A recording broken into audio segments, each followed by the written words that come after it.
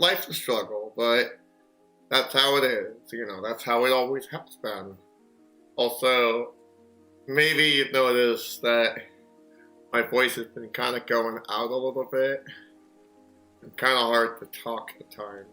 So, I don't know. Usually it heals in a couple days.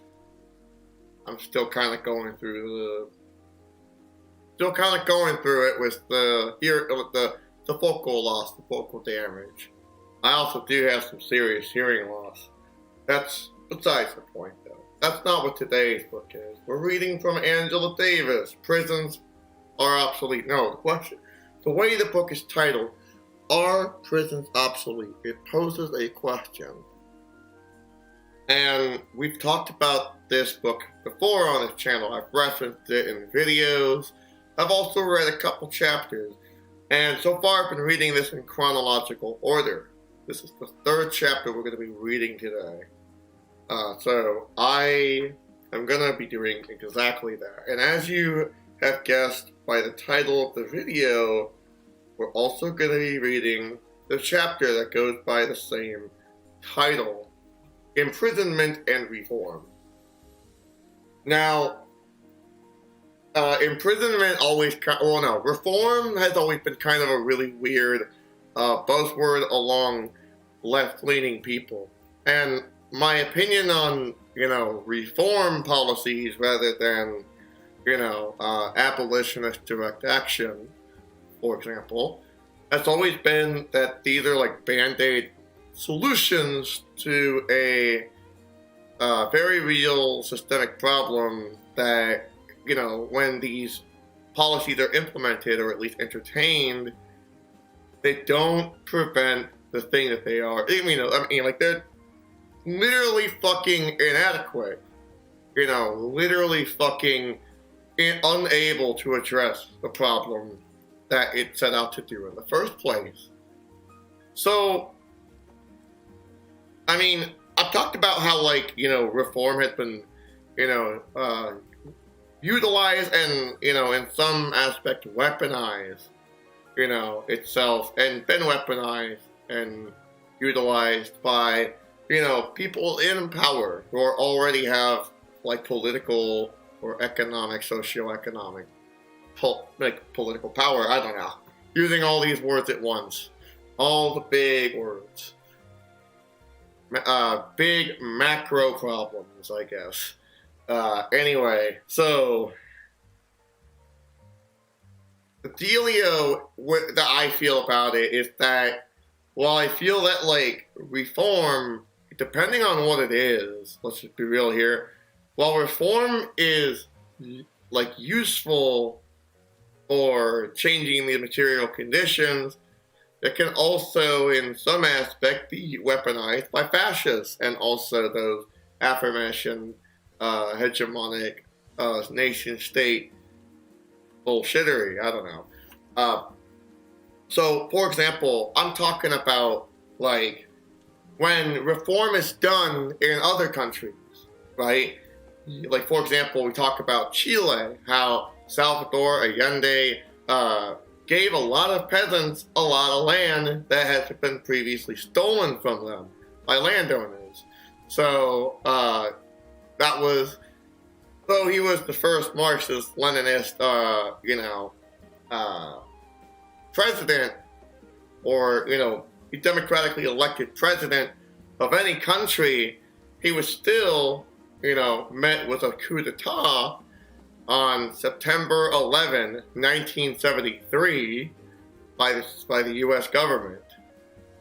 Usually when people talk about 9/11, they don't put into context the original 9/11, the one that was very deliberate and was very much a punching down mechanism. I am not, by the way, for those who are just tuning in, no, I am not at all, by any stretch of the word, fucking defending the Taliban. I just hate the United States, and just because I hate the United States does not mean I align with every single one of their enemies. I hate the United States, that's all I gotta say about that. let's get literature, as King Mob says. Hello, King Mob. It's good to see you. Good to see you, friend. So what I've been saying this whole time is that reform, it can be good, but it's not good in the long term, you know. It does make things change. Like, for example, which more relates to this book, is defund the police, right? Defund the police is at least the intention behind it is to lower the budget of the police, and then we allocate those funds into other social programs and resources that would be very beneficial to the community. Now, fundamentally, I am not against this.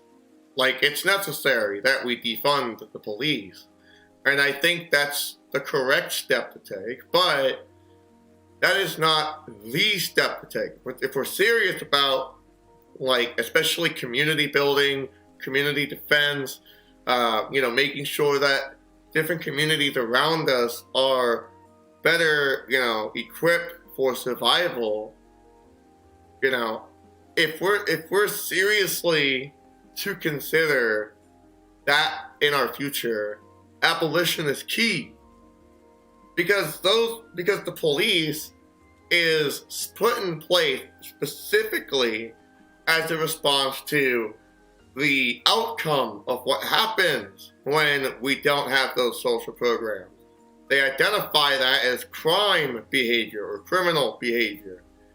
So imagine, like, if the state already started benefiting you, what's the purpose of the police? Like, people tend to do criminal activity when they are in a desperate situation. Not always, of course. That's not always the case.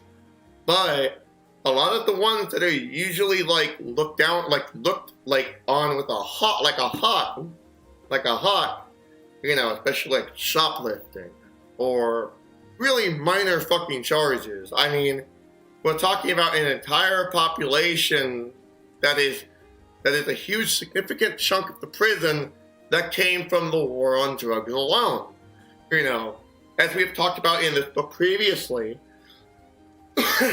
we've talked about how, in California throughout the 80s and 90s, and even into the 2000s a bit, that Ronald Reagan policies, they implemented what would then be like the construction of several more prisons. I think that Angela Davis equated it to like 9 or 12 more prisons, still a significant amount. And if there's more prisons, then that means there's a lot of people who are not being accounted for. They're not able to get the resources that they need to, be put back on their feet, especially the ones that really needed it in the first place.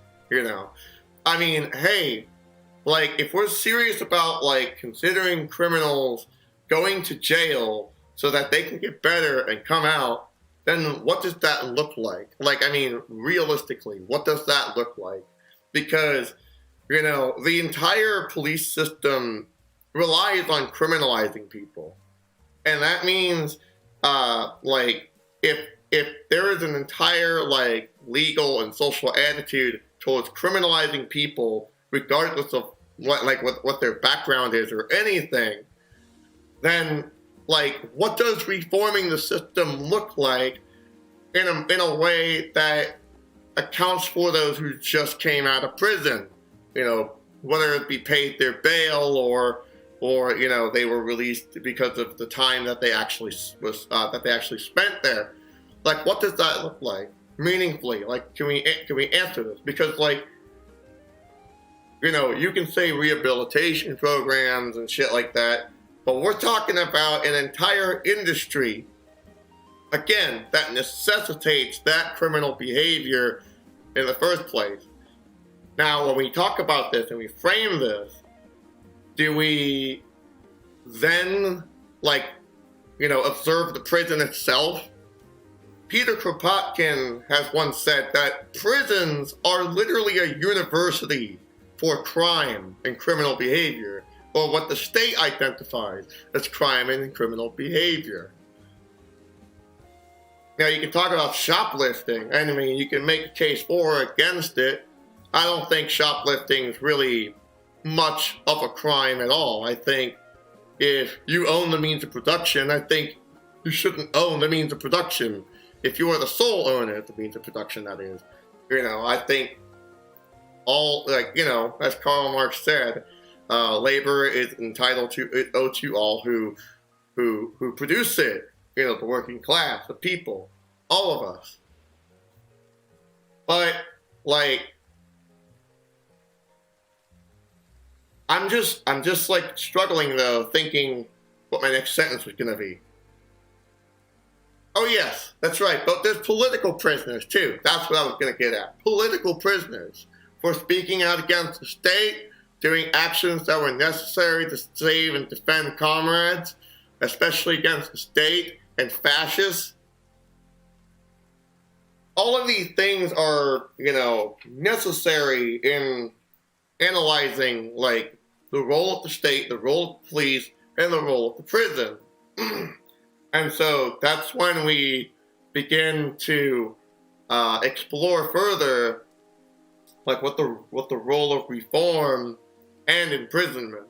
And thus we begin our chapter, Imprisonment and Reform, Chapter 3. It opens with a Michael Foucault quote. I have not read much of Foucault. I don't have much of an opinion on Foucault. So if you have an opinion on Foucault and you'd like me to evaluate them further, let me know. Otherwise, I'm just going to read it for what it is. This is a quote, yes. One should recall that the movement for reforming the prisons, for controlling their function, is not a recent phenomenon. It does not even seem to have originated in a recognition of failure. Prison reform is virtually contemporary with the prison itself. It constitutes, as it were, its program. End quote, Michael Foucault. A pretty good preface for what we're about to dive right into. So let's not waste any more time. Again. It is ironic that the prison itself was a product of concerted effort by reformers to create a better system of punishment. If the words prison reform so easily slips our lips, it is because, quote, prisons and reform have been inextricably linked since the beginning of those who use imprisonment as the main means of punishment, those who violate social norms. As I have already indicated, the origins of the prison are associated with the American Revolution, and therefore with the resistance of colonial power of England. Today, this seems ironic, but incarceration within a penitentiary was assumed to be humane, at least far more humane than the capital and corporal punishment inherited from England and other European countries. So, just real quick, funny that I went to this direction here because penitentiary. Yeah, penitentiary. We had a problem with that word last time, folks.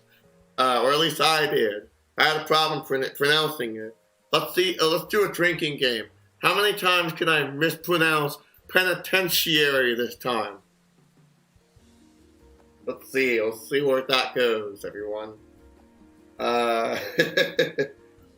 Moko opens to study discipline and punish the birth of the prison with a graphic description of the 1757 execution in Paris.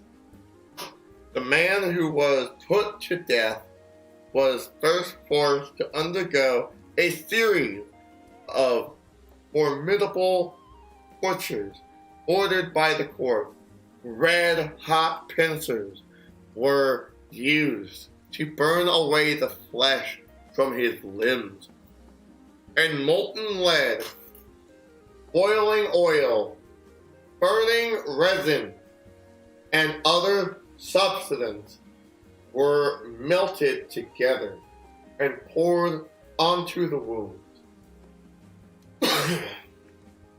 Finally, he was drawn and quartered, his body burned, and the ashes tossed into the wind.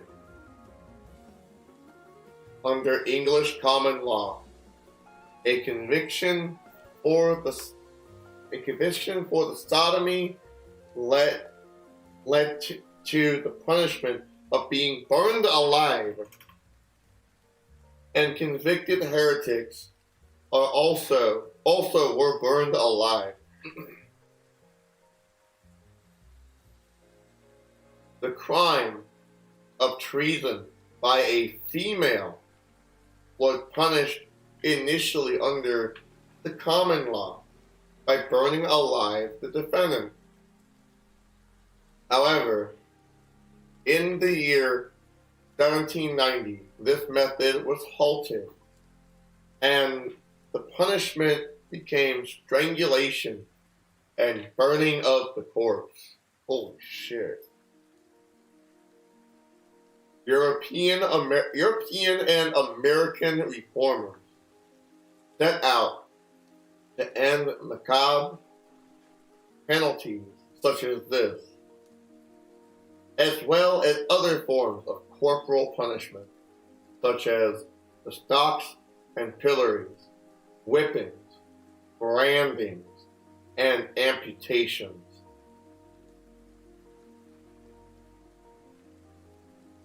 Prior to the appearance of the punitive incarceration, such punishment was designed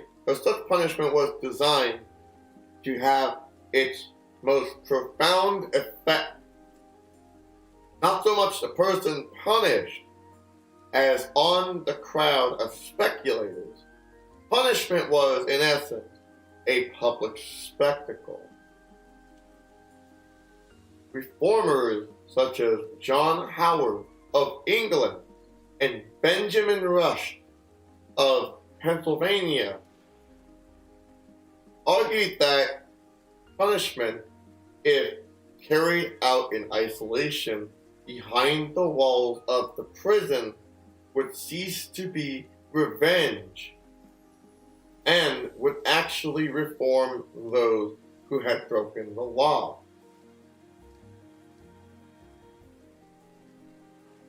It should be pointed out that punishment has not been without its gendered dimensions.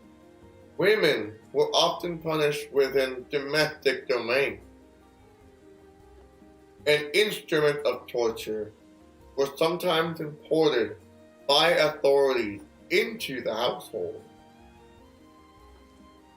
In 17th century Britain, women whose husbands identified them as quarrelsome and unaccepting of male dominance were punished by means of a gossipy bridle or pranks, a headpiece of chain attached, and an iron bit that was introduced into the woman's mouth.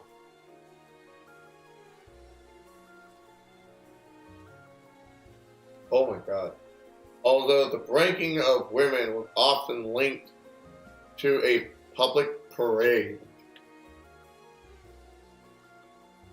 this contraption was sometimes looked to through a wall of the house where the punished woman remained until her husband decided to release her. I mentioned these ones, the punishment inflicted on women, because like punishment inflicted on slaves, they were rarely taken up by prison reformers.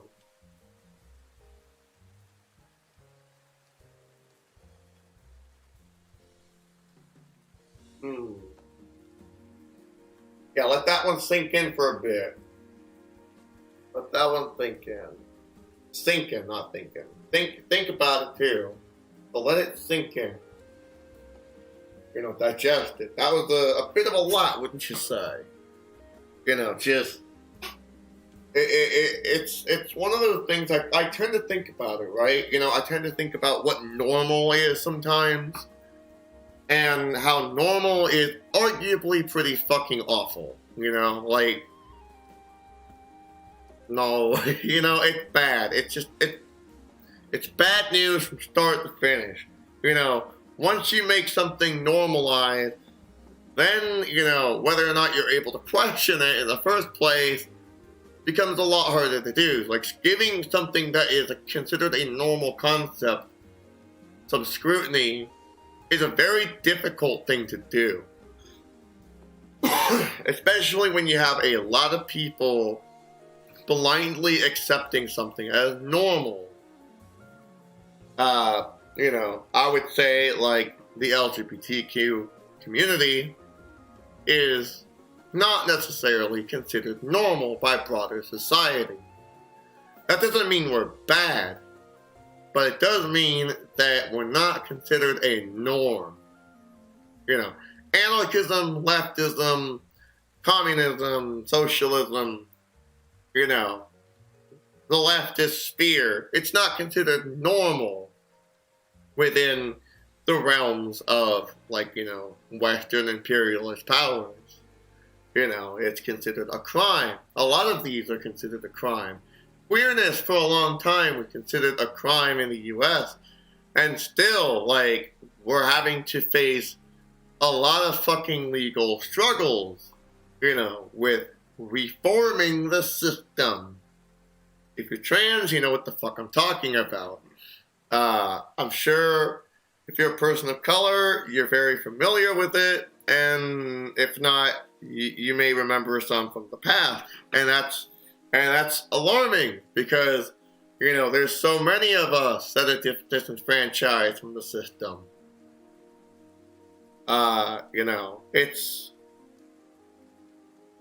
It's quite interesting that people tend to ridicule those that they don't think is normal. That society doesn't think it's normal. That's what I've always wondered about. It's just why is that a common, consistent thing in society? Why is it I think it's partially because of fascist indoctrination, imperialist indoctrination.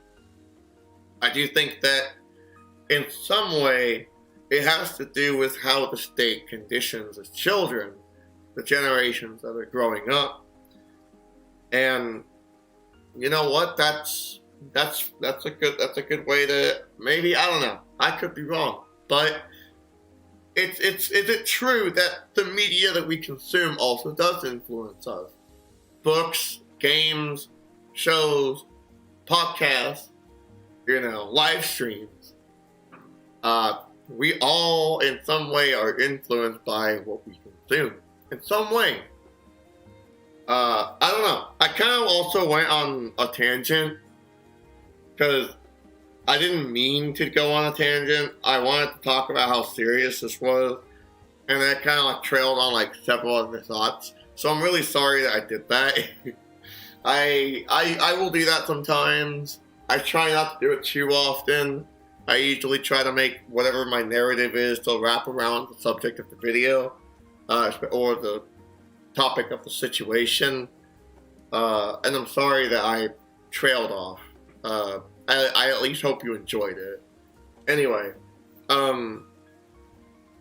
but yeah, I was gonna say it's pretty fucked up, and just the part about the normalcy that I was gonna go on was that it's considered normal, at least in this time period, to just chain women's faces to the wall with something inside of their mouth.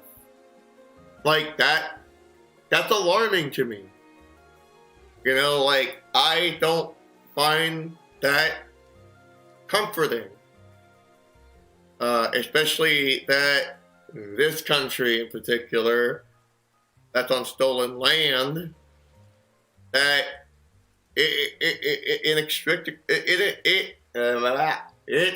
inextricably built this whole system that is completely built on punishment from the foundation of its inception, as well as expropriating and exploiting labor of people that it would soon and eventually colonize.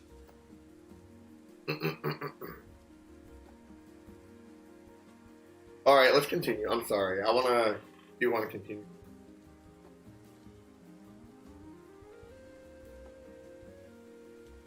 Other modes of punishment that predated the rise of the prison include banishment, forced labor in galleys, transportation, and appropriation of the accused property.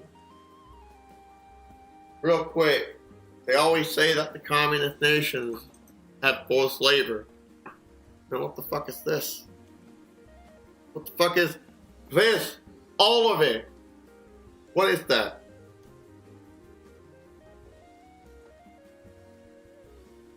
The punitive transportation of large numbers of people from England, for example, facilitated the initial colonization of Australia, transported English convicts, as also settled the North American colony of Germany. I'm sorry, not Germany. Georgia. The North American colony of Germany. No, Georgia. I'm sorry. I misspoke. Happens sometimes, friends.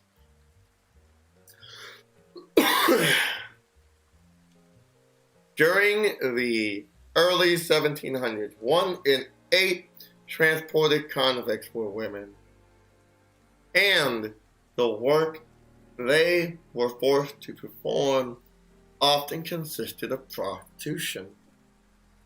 Gee, why the fuck do you think they criminalized that, eh? Jesus Christ, why are you fucking criminalizing sex work now? Fucking goddamn. Like, sometimes a girl's just gotta eat, you know what I'm saying? Sometimes a girl's gotta eat. Holy shit. That's all I gotta say. A girl's gotta eat. Sex work is work. It is labor. That is what it is. Don't fucking come here with your slurpy ass shit. Get the fuck out. Door's over there. Fuck off. Okay? I'll see you out the door.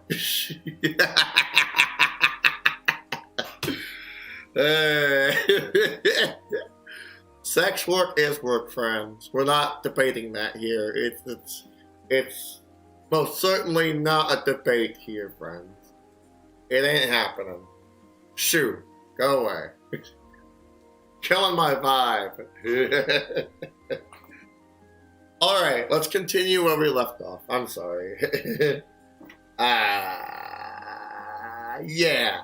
So, imprisonment was not employed as a principal mode of punishment until the 18th century in Europe and the 19th century in the United States.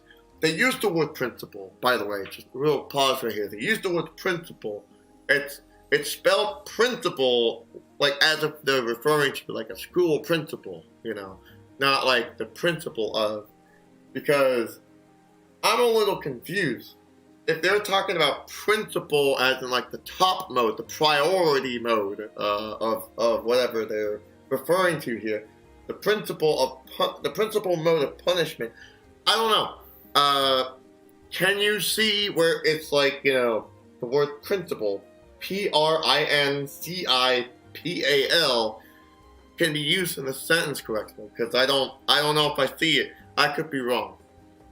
I don't know. Sometimes I try to understand sentences and I try to dissect it. It's just something I do sometimes. Next sentence though. And European prison systems were instituted in Asia and Africa as an important component of colonial rule. In India, for example, the English prison system was introduced during the second half of the 18th century, when jails were established in the region of Calcutta and Madras. Okay, Madras. Yes, I got it. In Europe, the penitentiary movement against capital and other corporal punishments reflected new intellectual tendencies associated with the Enlightenment, activist interventions by Protestant reformers, and structural transformations associated with the rise of the industrial capitalism. In Milan, in 1764, Caesar Beccaria, I think I got it, published his essay on crimes and punishment, which was strongly influenced by notions of equality advanced by the philosophies, especially Voltaire, Rousseau?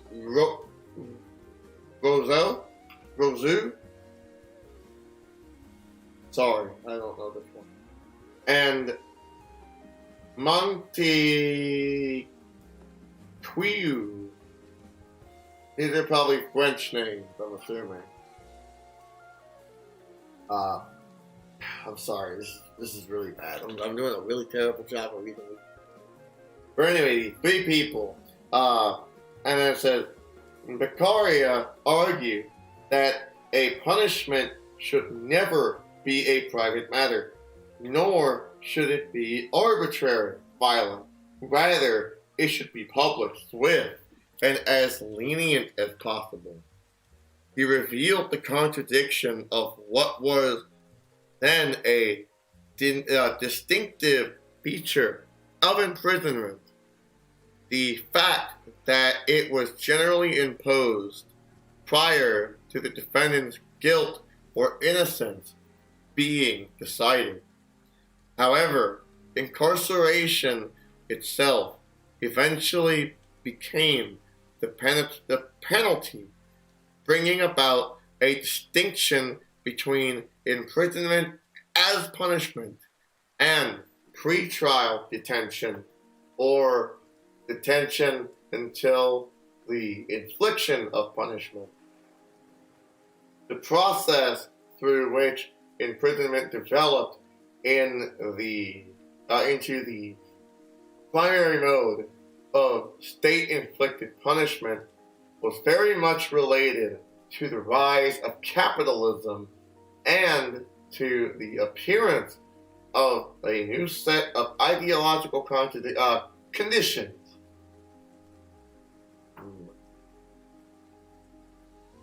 These new conditions reflected the rise of the bourgeoisie as a social class whose interests and aspirations furthered the new scientific, philosophical, cultural, and popular ideas.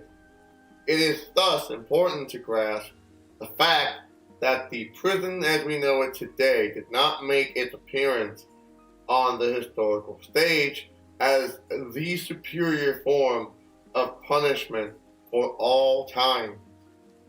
It was simply, though, we should not underestimate the complexity of this situation.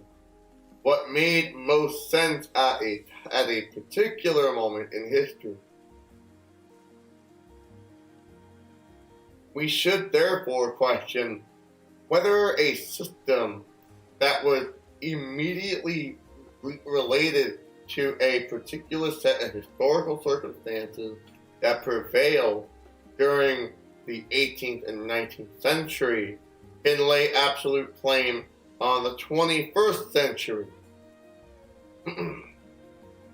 May it be important at this point in our examination to acknowledge the radical shift in the social perception of the individual that appeared in the ideas of that era.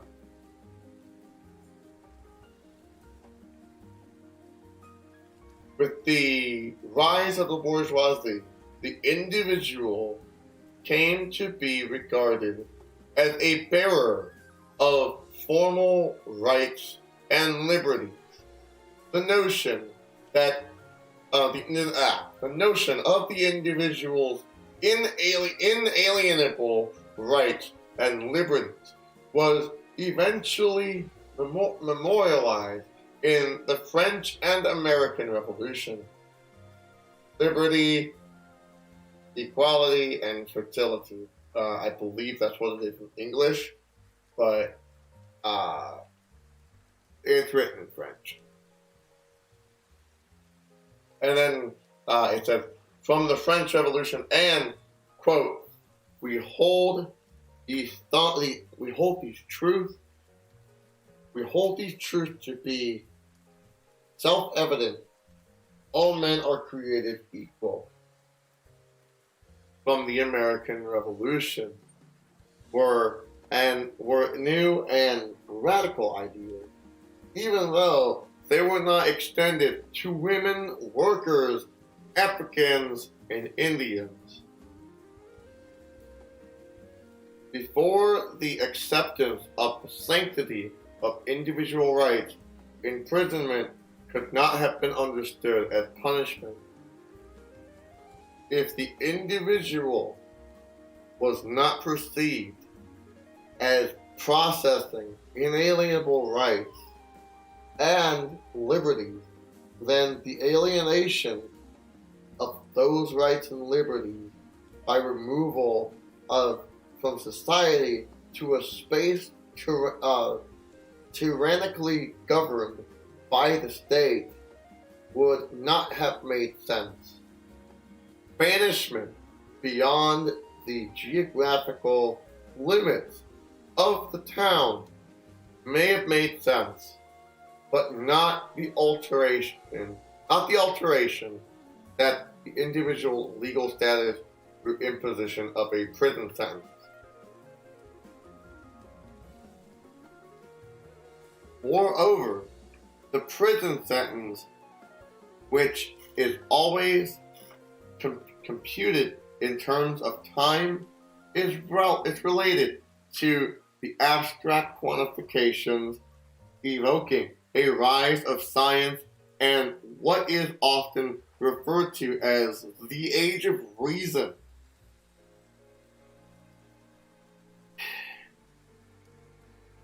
We should keep in mind that this was precisely the historical period when the value of labor began to be calculated in terms of time and therefore compensated in another quantifiable way by money. the computability of state punishment in terms of time, days, months, and years resonates with the role of labor time as the basis for computing the value of capitalist commodities. Marxist theorists of punishment have noted that precisely the historical period during which the modification form arose is the era during which penitentiary sentences emerged as the primary form of punishment. Today, the growing social movement contesting the supremacy of global capitalism is a movement that directly challenges the role of the planet, its human, animal, and plant population, as well as its natural resources by corporations that are primarily interested in the increased production and the circulation of ever more profitable commodities. This is a challenge of the supremacy of the commodity form, a rising resistance to the contemporary tendency to commodify every aspect of planetary existence. The question we might consider is whether this new resistance of capital globalization should also incorporate resistance to the prison. Thus far, I have largely used gender-neutral language to describe the historical development of the prison and its reformers. The convicts punished by imprisonment or emergent penitentiary. The convicts punished by imprisonment in emergent penitentiary systems were primarily male. This reflected the deeply gendered bias structure of legal, political, and economic rights. Since women were largely denied public status as rights-bearing individuals, they could not be easily punished by the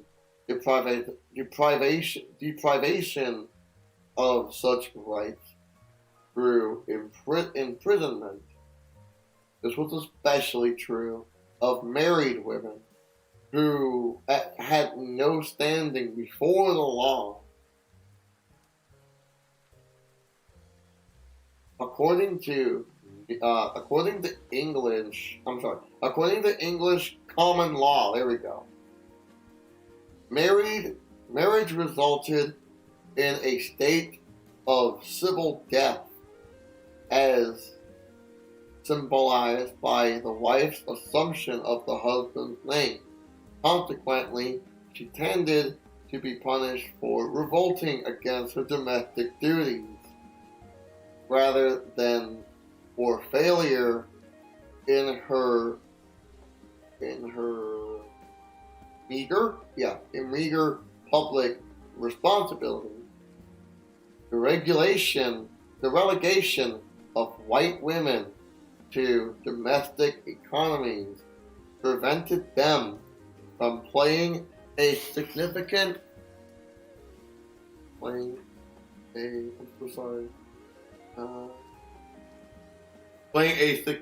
role in the emergent commodity realm.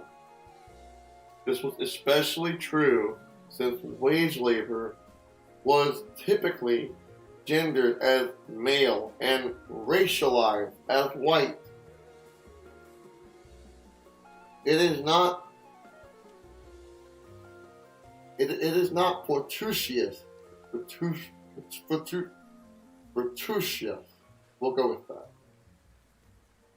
That domestic corporal punishment for women survived long after these modes of punishment have become obsolete for white men.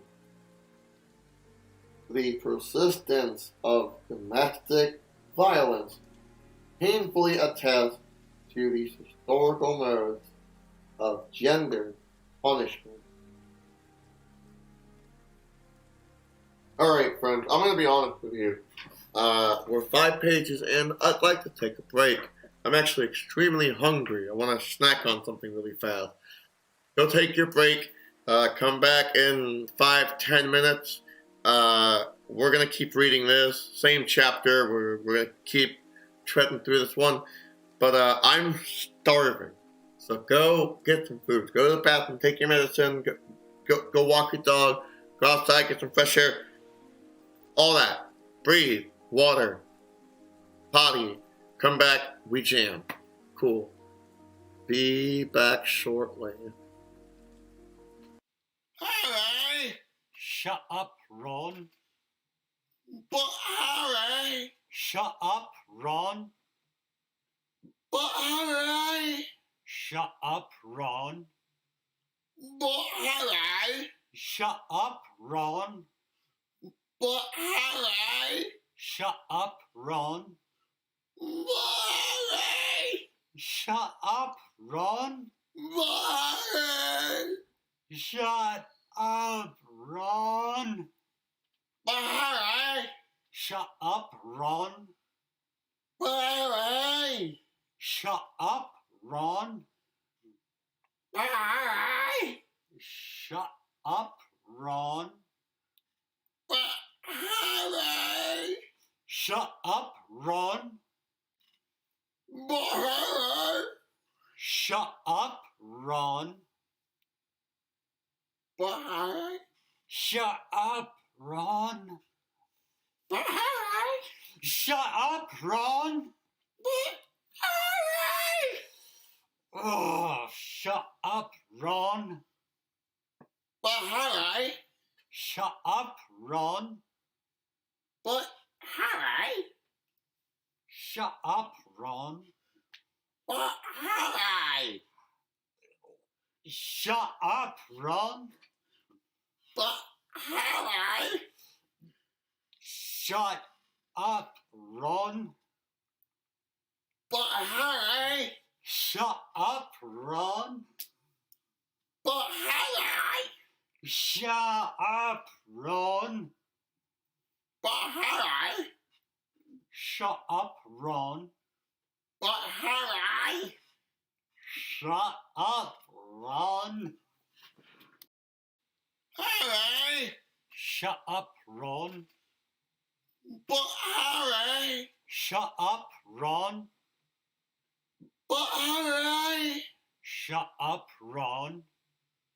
But Harry! Shut up, Ron. But Harry! Shut up, Ron. But Harry! Shut up, Ron. But Harry! Shut up, Ron. But Harry!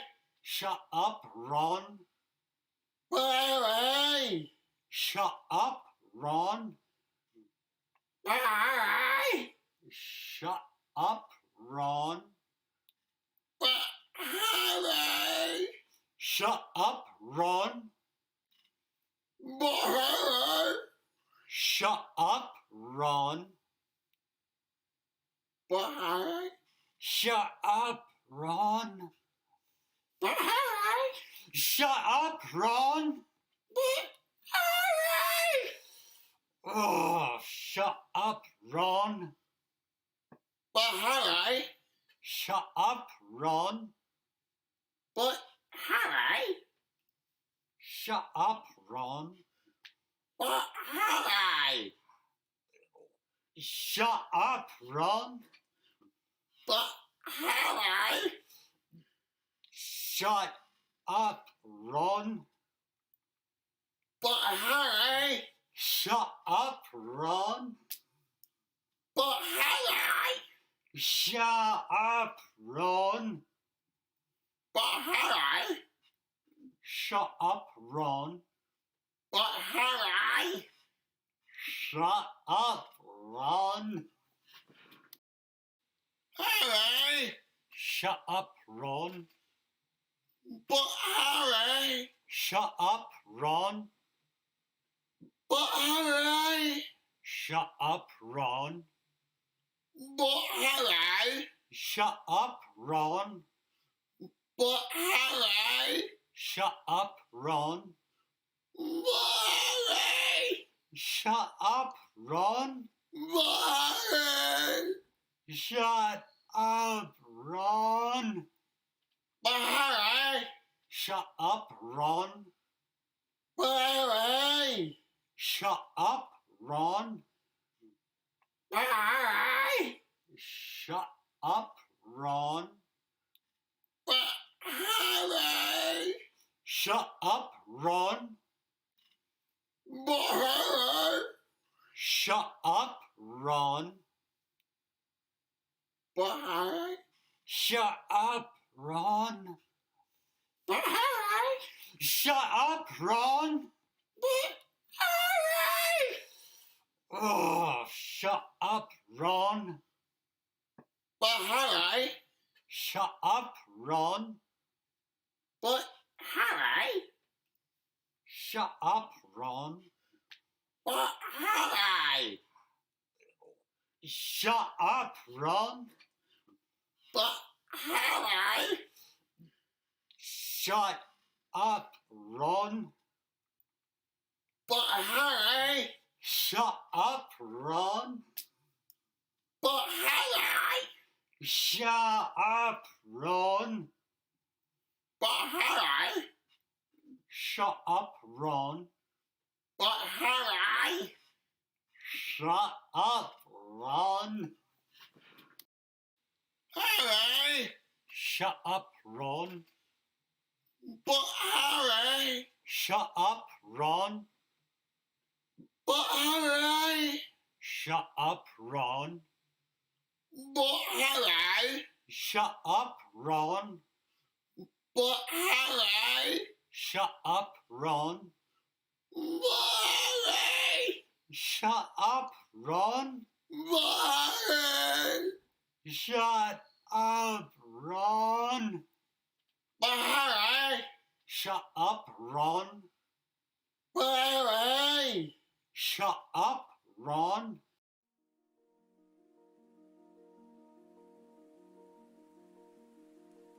Holy shit, chill is what I said. I was like, yo, Harry, Ron, chill. Hold on, I do want to check chat real quick, if that's okay. 111111111, yes. 428 up. 42 shit. 42 shit. 42 it up. 42 it up. 42 shears. 42 shears. Okay, I think I get it. Oh wait. Oh, hold on. Okay, cool. And then the last one it says, "You smoking the pot in there?" Yes. Yes, we are. If you got them, smoke them. That's what I gotta say. Do it where it's legal, though. Also, fuck borders. Right? Fuck Border Patrol. Fuck borders. Fuck federally mandated borders. Y'all know what I'm talking about. You know what I'm saying. You all know what I'm saying. Don't act like you don't. Don't act like you don't. Don't act like you don't. Because we all know y'all know what I'm talking about. Y'all know what I'm saying.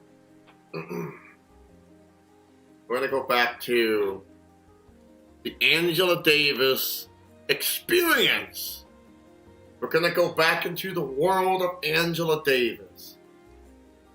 We're going to reach a whole new spectrum. A world we have never seen before. Or actually, maybe that is really what we're doing here. We're seeing a world we have never seen before, but it's the world that we live in right now. Maybe it's something we need to open our eyes to.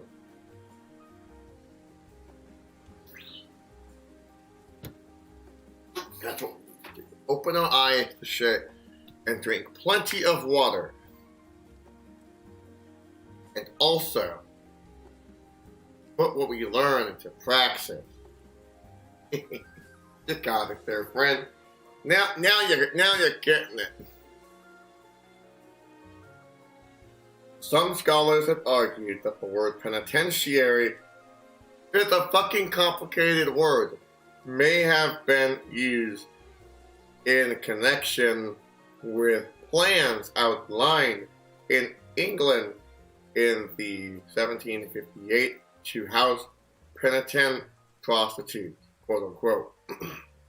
In 1777, John Howard, the leading Protestant proponent of penal reform in England, published The State of the Prisons, in which he conceptualized imprisonment as an occasion for religious self-reflection and self-reform. Between 1758 and 1791, health utilitarian philosopher Jeremy Bentham published his letters on a prison model he called the Panopticon.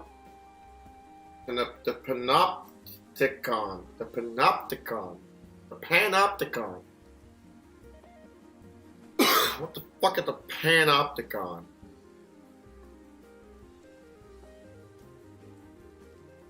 Bentham claimed that criminals could only internalize productive labor habits if they were under constant surveillance.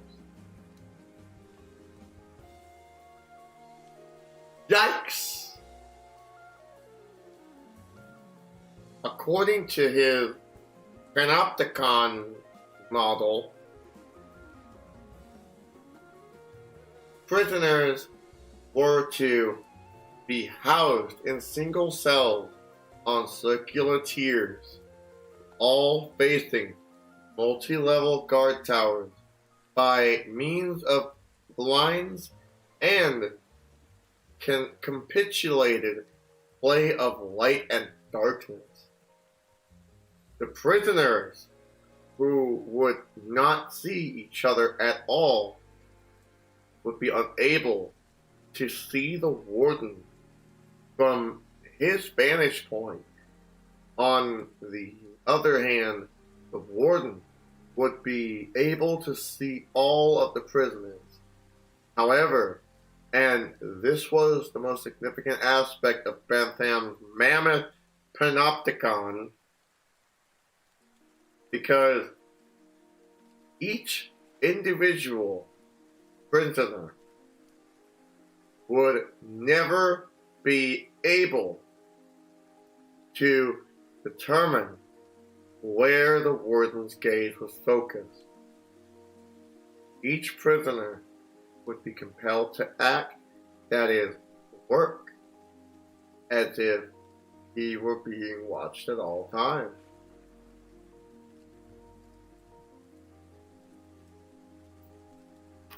Let's talk about that. So,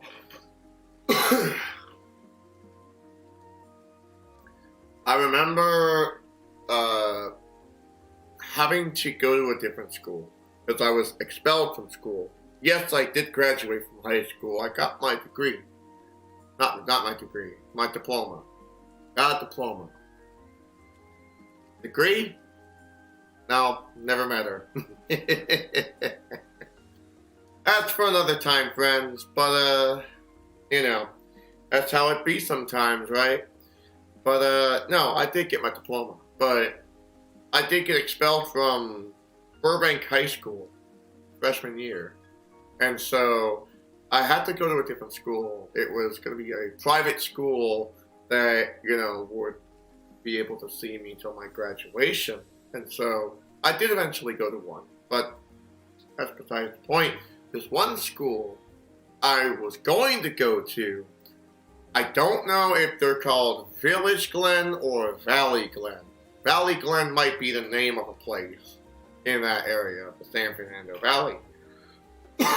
but I don't know what they're called. Village Glen, Dunsmore, I don't know. There's like it's some pretty scary shit because it's an entire school that is completely surveyed. Like, it's actually very scary. I didn't know like schools could be this way until I went to this one. I didn't go to it. I just like got a tour of the place, and it was fucking appalling.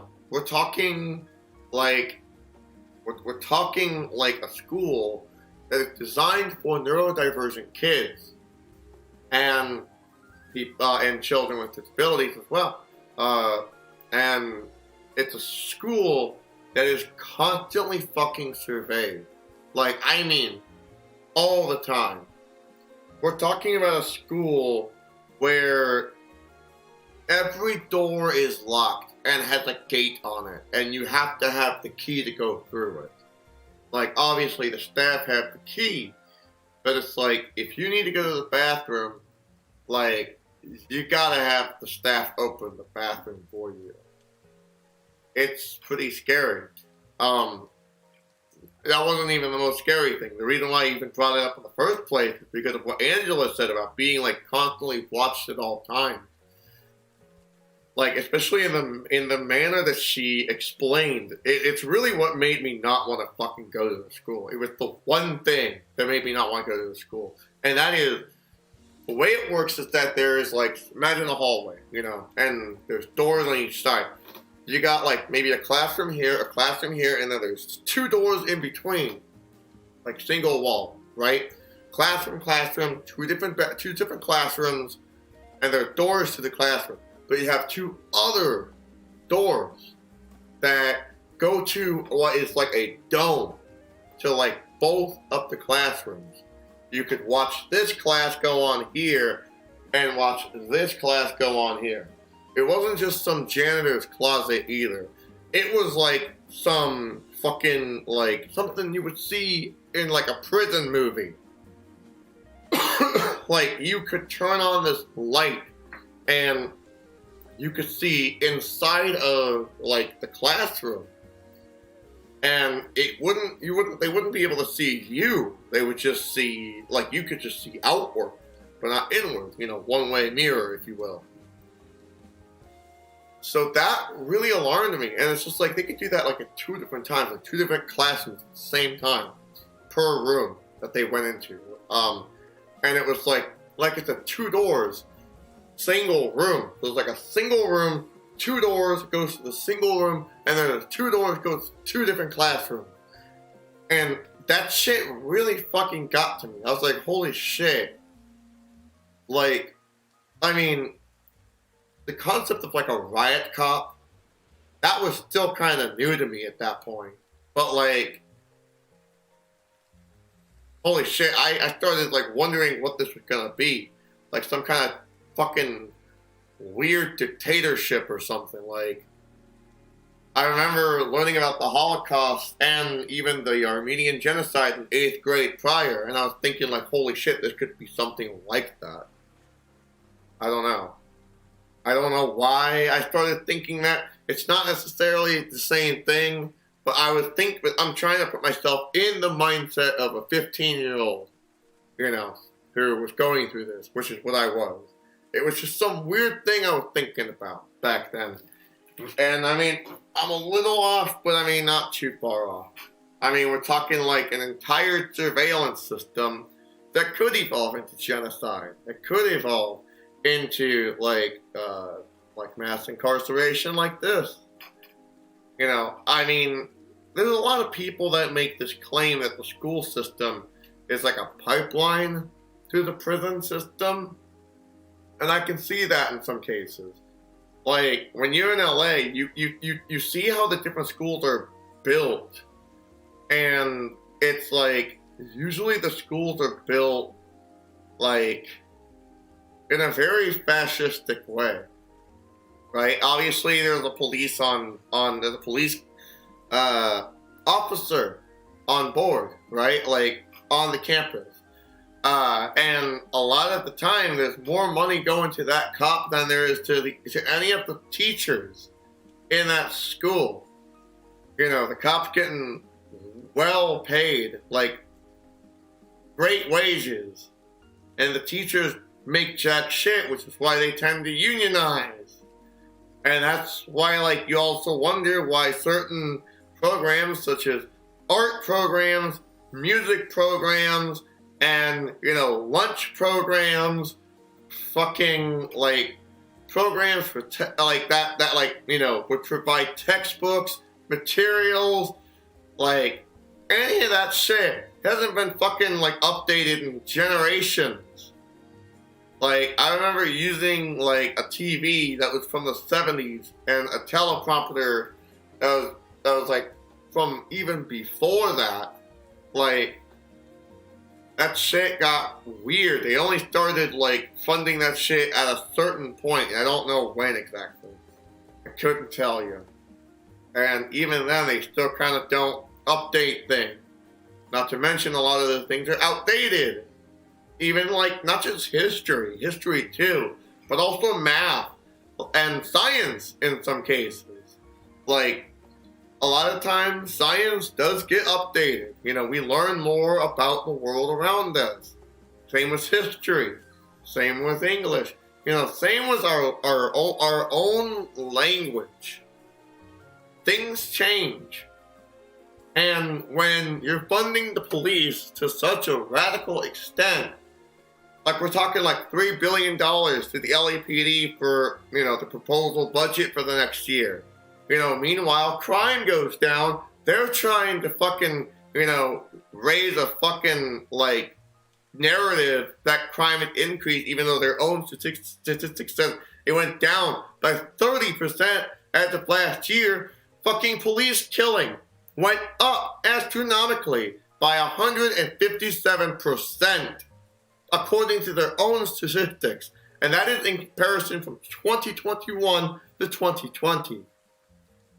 We're looking at a rise here, and this is when people are starting to notice that there are police that there are sheriff deputy gangs in the LAPD. So this is what I'm talking about. It's like when you see, like, all of these things, like where there is a cop on the campus, a single cop on the campus, trying to prevent a mass shooting, you have to stop and wonder, where is the money going when it is being discussed in terms of the school system versus the prison system? Obviously, there is more of an investment in prison and fucking goddamn warfare. You know what I'm saying? It's not profitable to raise children and to educate children. You know, it's not profitable to take care of children unless you are either putting them in the labor force or in the prison labor force. Like you wonder also why there is such an increase of prisons in the last several years. They need a fucking prison labor force. I mean, that's their response to, you know, unions sometimes. Even, you know, it's important to understand that when they're crushing unions, and if they can't crush unions effectively enough, they cut costs elsewhere. And that's why we gotta also, like, literally fucking push for prison and police abolition, because it's a tax on our fucking lives and our fucking livability that we don't get reimbursed from in any meaningful way. Especially when the cops are the way they are, you know? I think, you know, like, prison abolition is absolutely necessary, just as much as police abolition is absolutely necessary. I feel like when people hear me say the word abolition, that I don't have, like, some kind of, intent to restore what was already lost beforehand.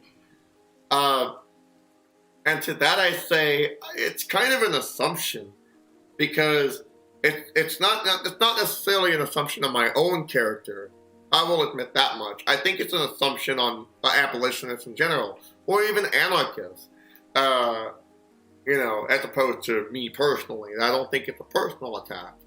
But I also think it's not a very good point, because there are anarchists that just want to smash shit, but a lot of anarchists, especially the more prominent ones, the ones that are, on the side of the revolution, they tend to, have some kind of analysis that things need to get better. That the status quo, the way things are maintained, especially right now, are unjustified, and it needs to be further corrected to the point of abolition.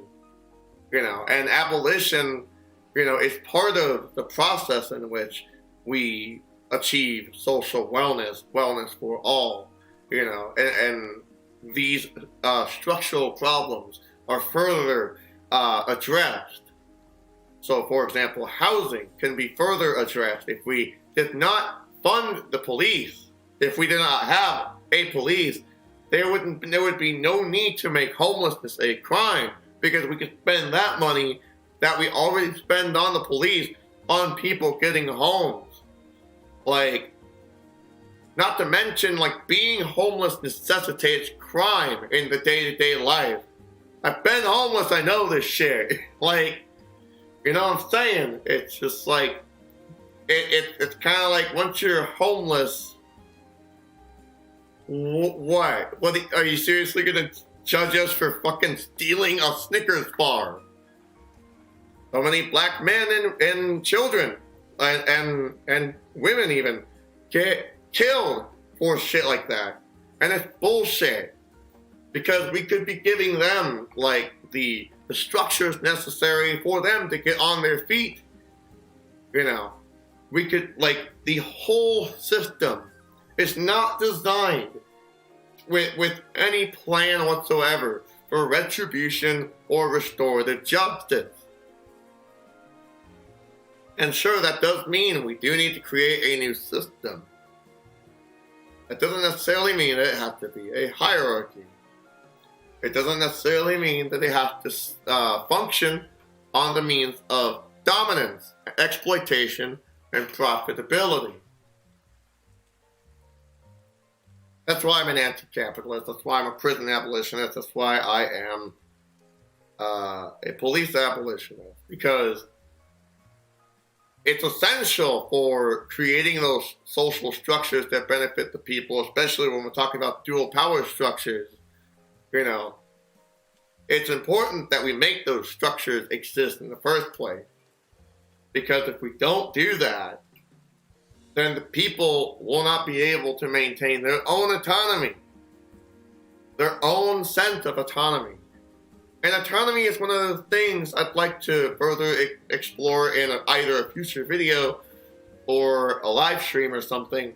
But that's one thing I wish was more spoken about in our common day-to-day life, is autonomy. To be able to make your own destiny, to be able to own your own identity, to be able to live to the happiest potential, to be uniquely you, to have your rights not infringed upon, to not have the state define you for you, or other imperialist fucking powers, or even just like, bigoted and fucking xenophobic structures.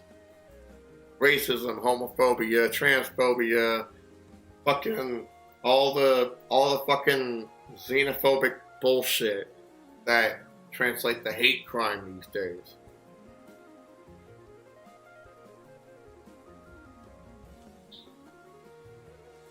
I'm drinking like Orange Crush or something. Like orange powdered water, I don't know. It's good though.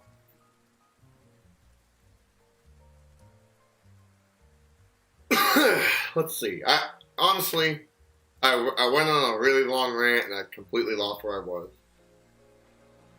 If we combine Howard's emphasis on disciplined self-reflection with Benham's ideas regarding the technology and internalization designed to make surveillance and discipline the purview of the individual prisoner, we can begin to see how such a conception of the prison had far-reaching implications.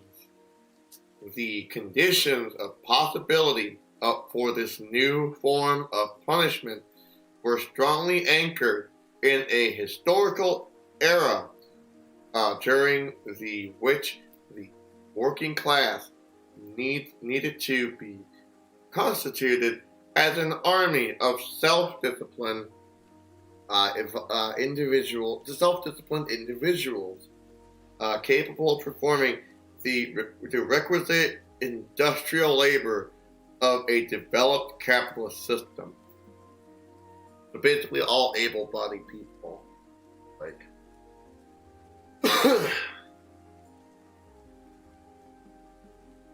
John Howard's ideas were incorporated in the Penitentiary Act of 1799, were incorporated in the Penitentiary Act of 1779, which opened the way for the new modern prison. While Jeremy Bentham's idea influenced the development of the first national English penitentiary located in Millbank and opened in 1816, the first full-fledged effort to create a panopticon prison was in the United States. Yeah, the really fascist one that was more fascist than the first one. Yeah, that one. The Western State Penitentiary of Pittsburgh, based on a revised architectural model of the panopticon, opened in 1826, but the penitentiary had already made its appearance in the United States. Pennsylvania's Walnut Street Jail,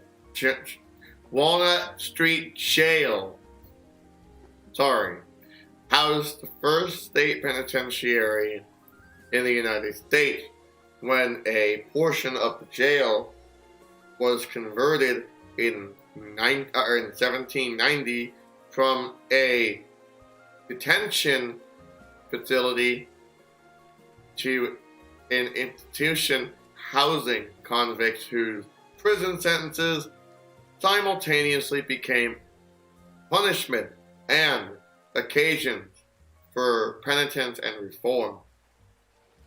Walnut Street's austere regimen, total isolation in single cell, where prisoner lives, ate, worked, read the Bible, if indeed they were literate, and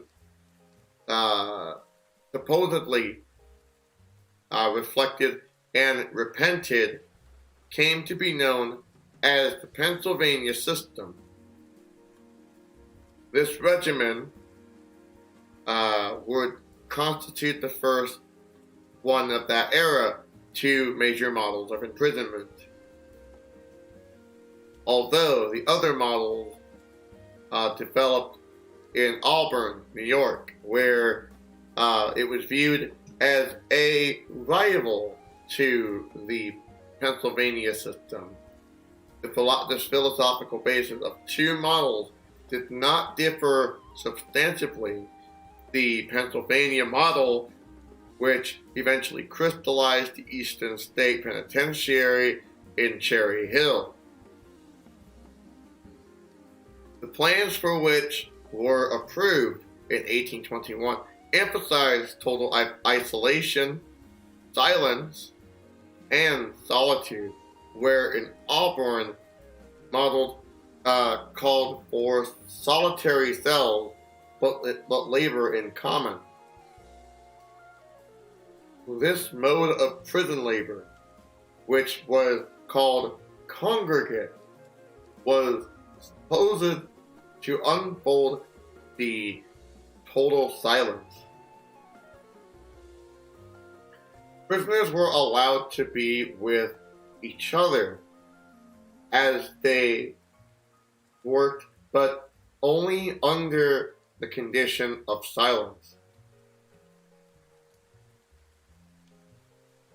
Because of its more efficient labor practices, Auburn eventually became the dominant model both for the United States and Europe. Why would 18th and 19th century reformers become so invested in creating conditions of punishment based on solitary confinement? Today, aside from death, solitary confinement next to torture or any form of torture is considered the worst form of punishment imaginable.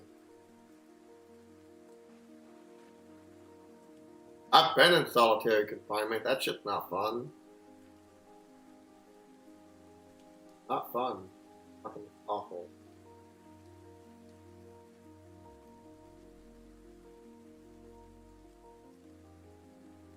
It really just...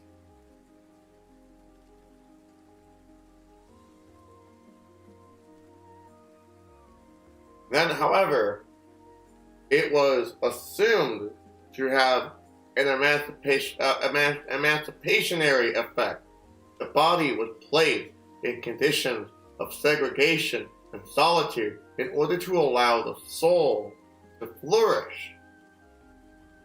It is not accidental that most of the reformers from this era were deeply religious and therefore saw the architecture and regimen of the penitentiary and as emulating the architecture and regimen of monastic life.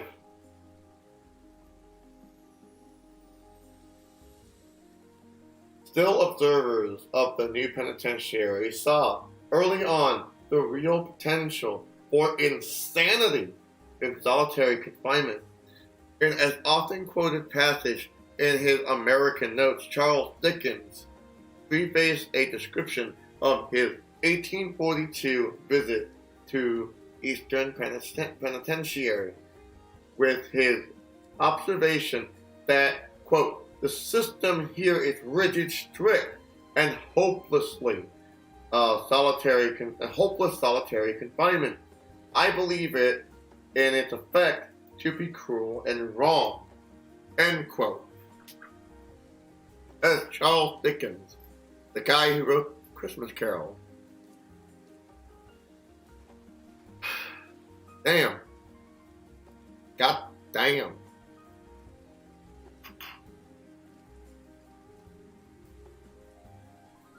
In its intention, I am well convinced that it is kind, humane, and meant for reformation. But I am persuaded that those who devise the system of prison discipline and those benevolent gentlemen who carry it into execution do not know what it is that they are doing. I believe that very few men are capable of estimating the immense amount of torture and the agony that the dreadful punishment, prolonged for years, inflicts upon the sufferers. I am only the more convinced that there is a depth of terrible endurance in it which none of the sufferers themselves can fathom, and with no man has a right to inflict harm upon his fellow creature. I hold the slow and daily tampering with the mysteries of the brain to be measurably worse than any torture of the body, because its wounds are not upon the surface, and it extorts few cries that human ears can hear. Therefore, I must denounce it as a secret punishment which slumbering humanity is not roused to stay.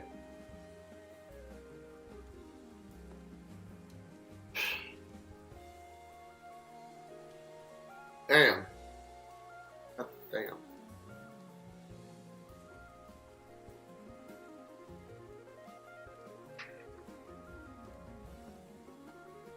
Unlike other Europeans, such as Alexis de Tocqueville and Gustave de Beaumont, I could be pronouncing all of those, sorry, who believed in such punishment would result in moral renewal and thus mold convicts into better citizens. Dickens was the opinion that those who have undergone this punishment must pass into society again morally unhealthy and diseased. This early critique of penitentiary and its regimen of solitary confinement troubles the notion that imprisonment is the most suitable form of punishment for a democratic society. The current construction and expansion of state and federal super-maximum security prisons, whose punitive proposal is to address disciplinary problems within the penal system, draws upon the historical concept of the penitentiary, then considered the most progressive form of penitentiary, progressive form of punishment.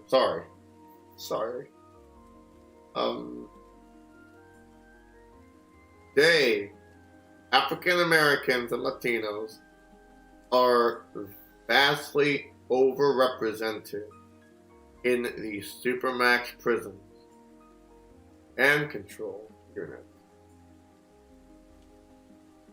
The first of which emerged when federal correctional authorities began to send prisoners housed throughout the system whose they deemed to be, quote, dangerous to the federal prison in Marion, Illinois. In 1983, the entire prison was, quote, locked down, which meant that prisoners were confined to their cells 23 hours a day. This lockdown became permanent, thus furnishing the general model for the control unit and supermax prison. I keep wanting to say super PAC for some reason. Whatever. Today there are approximately 60 super maximum security federal and state prisons located in 36 states, and many more Supermax units in virtually every state of the country. A description of Supermaxes in the 1997 Human Rights Watch report sound chillingly like Dickens' description of Eastern State Penitentiary. What is different, however, is that all references to individual rehabilitation have disappeared. Alright, that's a good cliffhanger for today. I am 10 pages in. It is a 20-page chapter. We've been doing this for a while. Also, I want to say thank you all for coming. If you stay till the end, I'd like to just quickly say, please donate to our fundraiser. My partner has been posting it in the chat. I assume, maybe, probably, I don't know. But if you're watching this, after the stream, there is a link in the description. So you can go ahead and, donate if you want to. We're struggling. We're trying to make it out of here. I'm still trying to get out of this fucking, dangerous ass fucking, fascist, white trash neighborhood.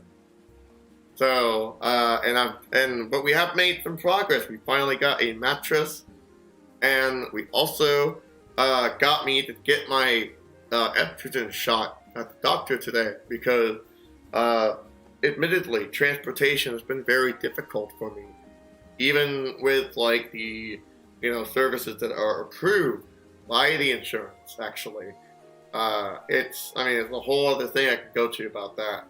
I don't want to talk about it right now. It's a long story. There's several instances. We'll leave it at that. But the point I want to make here is that thank you for hanging out. I am gonna call it for today. Be sure to subscribe if you're new. I want to continue this tomorrow, Saturday night. I'll be there, and I need you to be there too. So be there. We'll start on page 50.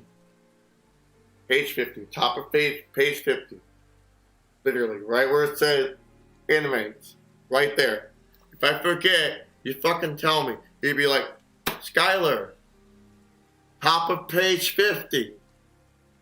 Not that complicated. Not even in the middle of a sentence. It's literally the first word. First word, first letter is I. Okay? Skylar, get it together. Don't be like, shh. Alright. But hey, thanks for hanging out. I appreciate hanging out with y'all and reflecting on this. Let me just read your comments real quick. I wonder if we got more peeps in chat. No, it is both of our friends. Both of our friends. And a Roger Griswold. Vayrent. I don't want a vayrent. I want to abolish rent. Bye, friends. Have a good rest of your evening. Stay tuned for next time.